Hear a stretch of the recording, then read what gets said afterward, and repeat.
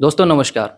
जैसा कि आपको पता है आपके हिसार की और न केवल हिसार की बल्कि पूरे एनसीआर की इनफैक्ट मुंबई तक जो है हवा खराब हो चुकी है। इसके कारण चाहे जो भी हों, आपको पता है क्योंकि इन दिनों धान कटती है तो पराली जलाई जाती है, ये एक अलग चीज़ हो गई। और उसके बाद जो नॉर्मल पॉल्यूशन रहता है उसके साथ ये पराली का धुआँ इन सब की वजह से जो एयर क्वालिटी इंडेक्स है, जो एक्यूआई है, वो अबव 422 चला गया है। और मुंबई साइड में तो 450 से भी ज़्यादा चला गया है। और इसी के साथ जो पीएम होता है वो 2.5 से ऊपर है। इन सब को लेकर के जो लोग हैं वो जो अपने ऑफ़िसेज़ के लिए बाहर निकलते हैं क्योंकि सब लोग जब सुबह-सुबह बच्चे भी स्कूल के लिए बाहर निकलते हैं, ऑफ़िस जाने वाले लोग भी बाहर निकलते हैं, तो वो कैसे अपना ख़्याल रखें बाहर निकलते वक़्त? क्योंकि आप देख रहे हैं ना तो दिन का पता चलता है, ना दोपहर का, ना शाम का, पूरा दिन एक जैसा रहता है। तो ऐसे में इन सभी सवालों के जवाब लेने के लिए मैं पहुंचा हुआ हूं चूड़ामणि हॉस्पिटल में और मेरे साथ इस वक्त मौजूद हैं डॉक्टर आजाद सिंह जी, जो एक रेनाउंड फिजिशियन है और pulmonary and critical care specialist हैं। उनसे बात करेंगे और वो सभी क्वेश्चंस के आंसर लेने की कोशिश करेंगे जो आम लोगों के जीवन से जुड़े हुए हैं। तो सर आपका वेलकम हमारे चैनल पर। थैंक यू जी, धन्यवाद। सर मेरा पहला क्वेश्चन, ये जो एयर क्वालिटी इंडेक्स ये हर साल ऐसा होता है, इन दिनों में लगभग 450 तक पहुंच जाता है। और when I was coming to you, मैं भी अपनी आंखों में काइंड ऑफ इरिटेशन फील कर रहा था जब हम बाइक पे होते हैं, और ये सभी लोग फील करते हैं। लंबे समय तक अगर कोई व्यक्ति इस तरह की इरिटेशन फील करता है तो वो कैसे अपना ख्याल रखे, और साथ ही मुझे ये बताएं कि किस लेवल तक एक पेशेंट घर पर रहकर अपना उपचार कर सकता है और किस लेवल के बाद उसको हॉस्पिटल आना ही पड़ेगा। देखिए, मैं बताना चाहूँगा कि जो खराब एक्यूआई है, उसका असर हमारे आँखों से लेके फेफड़े तक लेके शरीर के हर अंग तक नुकसान जाता है। जहाँ तक बात रहती है साँस और साँस से जुड़ी समस्याओं की, ख़ासकर कोविड के बाद में हमारे लंग्स की कैपेसिटी जो है वो काफ़ी कम हो गई है, ख़ासकर उन पेशेंट्स की जिनको पहले से साँस की प्रॉब्लम्स रहती हैं। अब हमें क्या करना चाहिए कि हमारे एक्यूआई जो बढ़ता हुआ एक्यूआई है, वो हमारे फेफड़ों और बाकी ऑर्गन्स को खराब ना करे। उसके लिए सबसे पहले तो हमें ये ध्यान रखना चाहिए कि हमें कम से कम घर से बाहर निकलना चाहिए। ऐसे इलाकों में जहाँ पे भीड़-भाड़ है, जैसे बाज़ार है या फिर कोई ऐसी जगह है जहाँ पे बंद जगह हैं, जहाँ पे हमें साँस लेने के लिए वेंटिलेशन प्रॉपर नहीं है, वहाँ पे जाने से बचना चाहिए। दूसरा, बच्चों को और ख़ासकर बुज़ुर्गों को बाहर कम से कम निकलना चाहिए और आउटडोर एक्टिविटी जैसे रनिंग करना, एक्सरसाइज़ करना, ये कम से कम करना चाहिए। आप अपना ध्यान अपने घर पे रख सकते हैं, घर पे आप योगा कर सकते हैं, घर पे आप एयर प्यूरीफाइंग प्लांट लगा सकते हैं, एयर प्यूरीफायर लगा सकते हैं और नॉर्मल पानी की स्टीम ले सकते हैं। ये तो होगी हेल्दी इंडिविजुअल्स के लिए।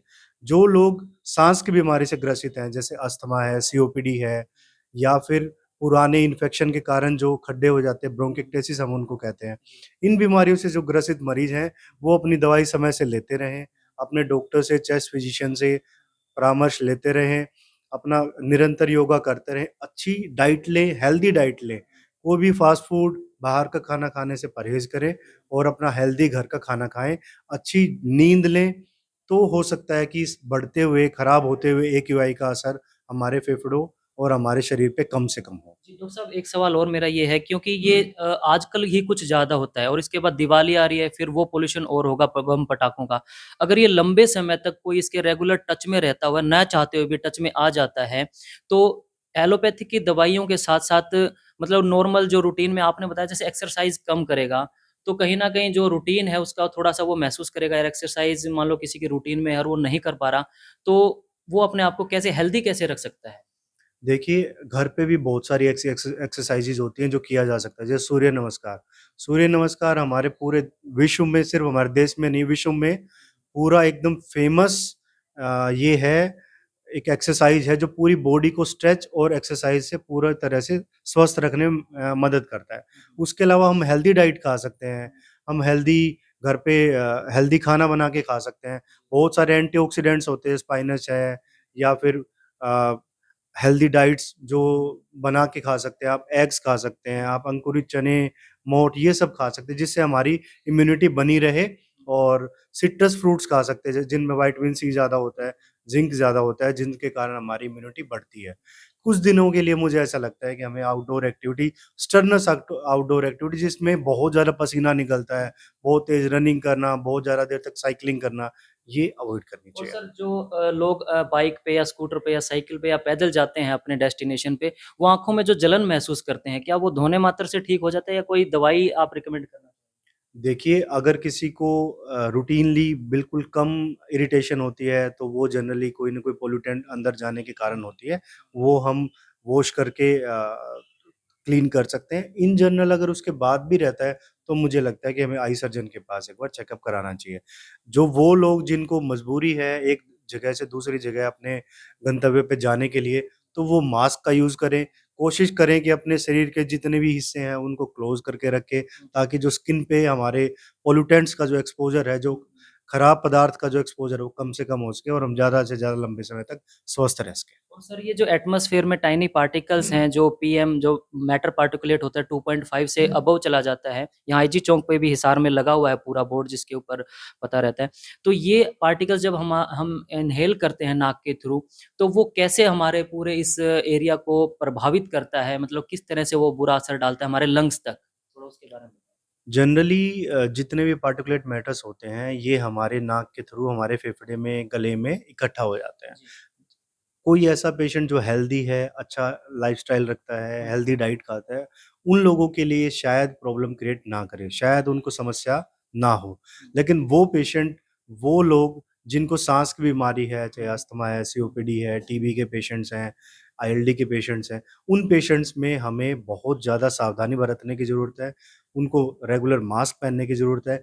इन जनरल अगर उनको लगता है कि हमें पार्टिकुलेट मैटर या स्मोक या पॉल्यूशन के कारण प्रॉब्लम हो रही है, तो मुझे लगता है जल्दी से जल्दी आपको अपने चेस्ट फिजिशियन डॉक्टर को दिखाना चाहिए। सर एक और सवाल, कैसे सिम्पटम व्यक्ति को दिखाई देने के बाद वो डॉक्टर से सलाह ले? यानी कि आजकल जो लोग घर जा रहे हैं अपनी ड्यूटी खत्म करके या सुबह आते हैं, तो कैसे सिम्पटम के बाद वो उसको हॉस्पिटल आना चाहिए?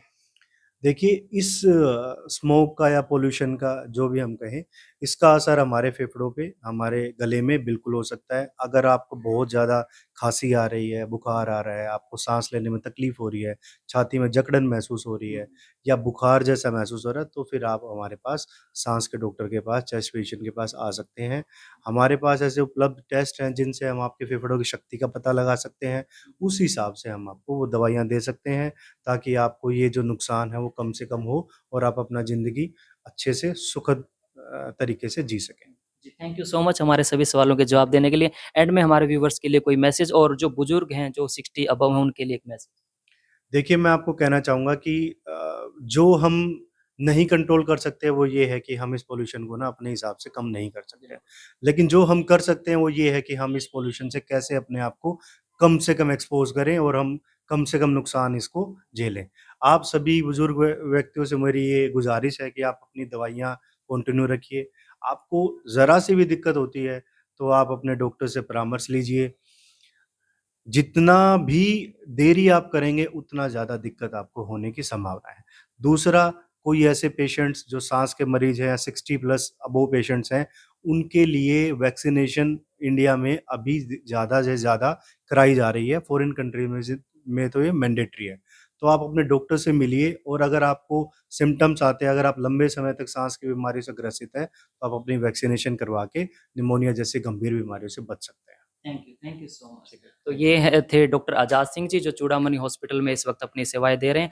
दोस्तों, अगर फिर भी कोई सवाल मेरी तरफ से रह गया हो, तो आप कमेंट बॉक्स में ज़रूर सुझाव दे सकते हैं। हम फिर कभी मिल कर के डॉक्टर साहब से आपके सवाल ज़रूर लेने की कोशिश करेंगे। ये वीडियो कैसी लगी, डॉक्टर साहब के दिए गए सजेशन, सुझाव और गाइडलाइन कैसी लगी, उनको आप इम्प्लीमेंट ज़रूर करें, ये सबसे ज़रूरी है। उनके ऊपर अमल करेंगे, तभी कुछ फ़ायदा होगा। तो ये वीडियो देखने के लिए आप सभी का बहुत-बहुत शुक्रिया। शेयर ज़रूर कर दें। धन्यवाद। Thank you.